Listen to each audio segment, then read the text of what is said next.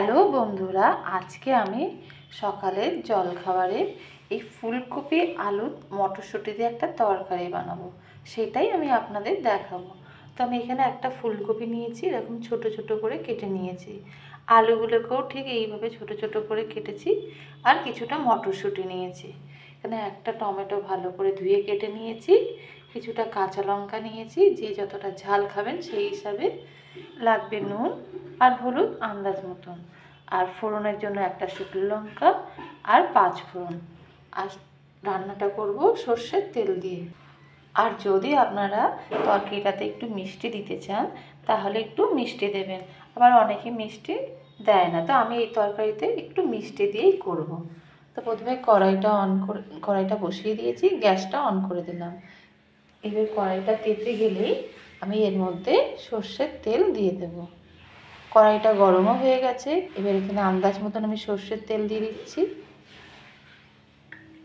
তেলটা এবার গরম হলেই আমি এই শুকনো লঙ্কাটা ফোড়ন দেবো। প্রথমে তেলটা গরমও হয়ে গেছে, এই শুকনো লঙ্কাটা আমি ফোড়ন দিয়ে দিচ্ছি। একটু লালচে লালচে হবে।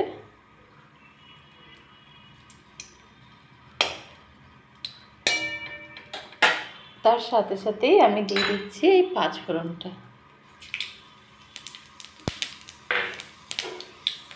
শুকনো লঙ্কার 5 ফোড়নটা একটু ভাজা ভাজা হয়ে গেছে। এইবার আমি এখানে ফুলকপি আর আলুটাই দিয়ে দেবো।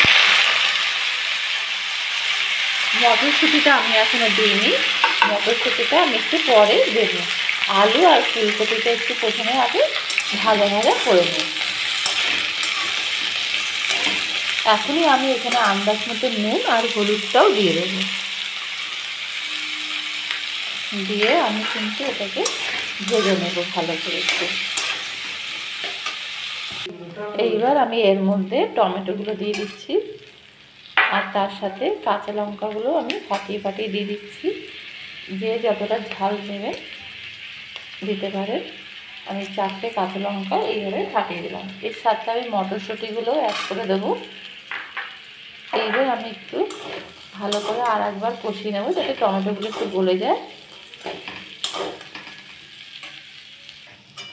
ভালোভাবে কষানো হয়ে গেছে। এবার আমি এর মধ্যে জল দিয়ে দিচ্ছি। আন্দাজ মতন জলটা দিতে হবে, যাতে ফুলকপিটা তো প্রায় আলু ভাজা হয়েই গেছে।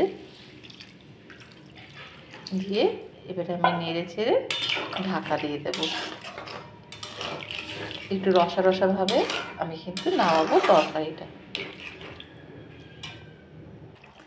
তরকারিটা কিন্তু একদম হয়ে গেছে। এবার একটু আমি মিষ্টি দিয়ে দিচ্ছি।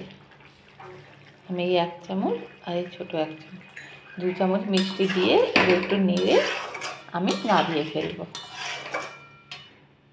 দেখুন তাহলে একদম আমার ফুলকপি আলু মটরশুঁটির তরকারি কিন্তু রেডি। এটা রুটি পরোটার সাথে কিন্তু খেতে খুব ভালো লাগে। যদি আমার এই রেসিপিটা আপনাদের পছন্দ হয়ে থাকে তাহলে অবশ্যই লাইক আর সাবস্ক্রাইব করতে কিন্তু ভুলবেন না। তাহলে আজকে এই পর্যন্তই।